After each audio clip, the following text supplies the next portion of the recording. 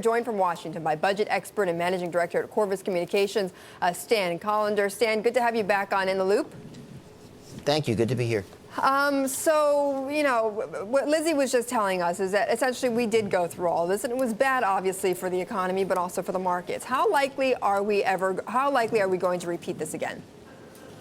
Well, it's looking as if the markets are already begun to react negatively. We've seen credit default swaps on treasuries go up pretty substantially over the last month, and we've seen the price of those credit default swaps go up. That's as good an indication as any that the market is starting to hedge its bet, that it's not as confident as it says out loud that we're going to avoid a default. And if you listen to what happened at the end of yesterday's meetings at the White House, it looks like everyone's positions are hardening rather than getting a little bit easier. My guess, and we've talked about this before, is that there won't be a deal until the very, very last minute, because everyone's got to look as if they're negotiating the best possible deal for their constituencies. Is there a possibility that there could be a deal after we pass the debt ceiling deadline? Well, the answer is certainly, especially if the market starts to react negatively, and that negative reaction propels members of Congress, allows them to vote for something that they wouldn't otherwise vote for.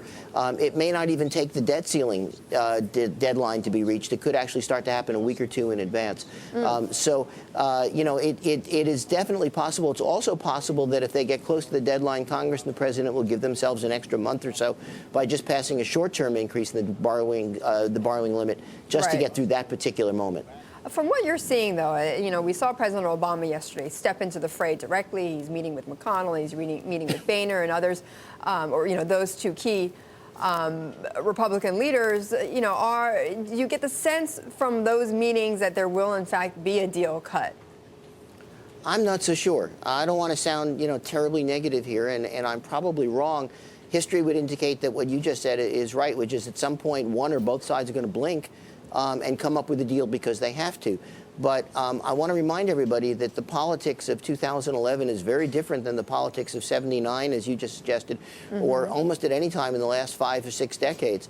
I'm not sure a deal is required, not that it's not required, but it is not guaranteed, because the word compromise, or the whole concept of compromise, is not as acceptable now as it was even just a few years ago. Right. Well, is there a sense, Stan, that we could, you know, not just short-term like you were saying about a month or so, but a short-term solution that carries us through to the 2012 elections? You know, certainly that's possible.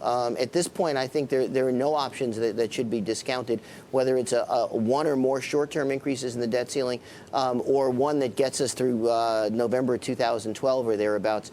But you know, this is something that I just don't think we can count on yet. We can't assume that this is going to be a rational decision-making process. It's political, and it's hyper-partisan political. Right. And under those circumstances, everything is, you know, up for grabs. Then what is the difference Obama's making? What's his difference then? Well, I mean, there are several things. First, the Republicans wanted him involved because they wanted him to have to agree to the tax increases, if there are any, or to be able to, or for them to be able to say that they insisted on it. Second, Eric Cantor, John Kyle, even Vice President Biden couldn't necessarily negotiate on behalf of their own caucuses. That is, the other Democrats and Republicans. Right. Whereas the president can definitely do that. So it was always going to get to this point. We didn't know how the Biden talks were going to break up, but they were going to break up at some point without a resolution. Okay. Stan, good to talk with you as always. Stan Collender of Qorvis Communications.